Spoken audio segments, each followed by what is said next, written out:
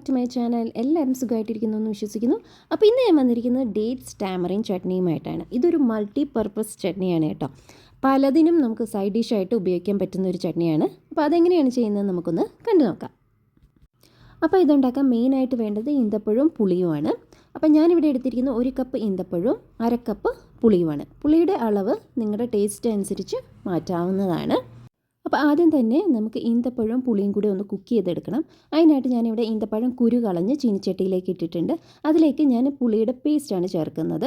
പുളി അല്ലാതെ വേണമെങ്കിലും ഇതിലേക്ക് ഇടാവുന്നതാണ്. ഇനി അതിലേക്ക് കുറച്ച് വെള്ളവും ചേർത്ത് അതിലേക്ക് ഒരു 1/4 to 1/2 കപ്പോളം ശർക്കരയും കൂടി ചേർത്താണ് നമ്മളിത് കുക്ക് ചെയ്യുന്നത്.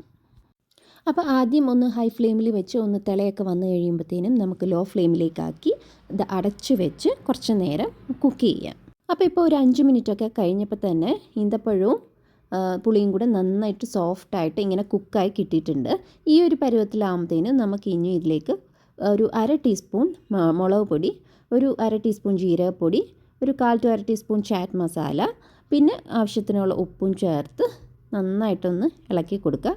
അതിൻ്റെ ആ ഒരു വെള്ളം ഒക്കെ ഒന്ന് വറ്റി വരുന്ന ഒരു പാകത്തിന് നമുക്കിതൊന്ന് ഇളക്കി കൊടുക്കാം. എന്നിട്ട് അത് ചൂടാറിയതിന് ശേഷം നമുക്കിങ്ങനെ ഒരു അരിപ്പയെ കൂടെ നമുക്കൊന്ന് അരിച്ചെടുക്കണം. അതിനകത്ത് എന്തെങ്കിലും ആ ഒരു ഈന്തപ്പഴത്തിൻ്റെ തൊലിയുടെയോ പുളിയുടെയോ ഒക്കെ എന്തെങ്കിലും ഉണ്ടെങ്കിൽ അതൊന്ന് സ്ട്രെയിനാക്കി എടുക്കണം.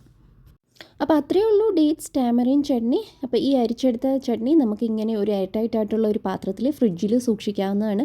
കുറച്ച് അധികം നാൾ നമുക്കിത് ഉപയോഗിക്കാം. അപ്പോൾ ഇത് സ്നാക്സിൻ്റെ കൂടെ, സമോസയുടെ കൂടെയും ചാറ്റ്സിൻ്റെ കൂടെയും അല്ലെങ്കിൽ പറാട്ടയുടെ കൂടെയും ഒക്കെ കഴിക്കാൻ പറ്റിയ ഒരു ചട്നിയാണ്. അപ്പോൾ ഇതെല്ലാവരും ട്രൈ ചെയ്ത് നോക്കിയിട്ട് ഫീഡ്ബാക്ക് അറിയിക്കുക.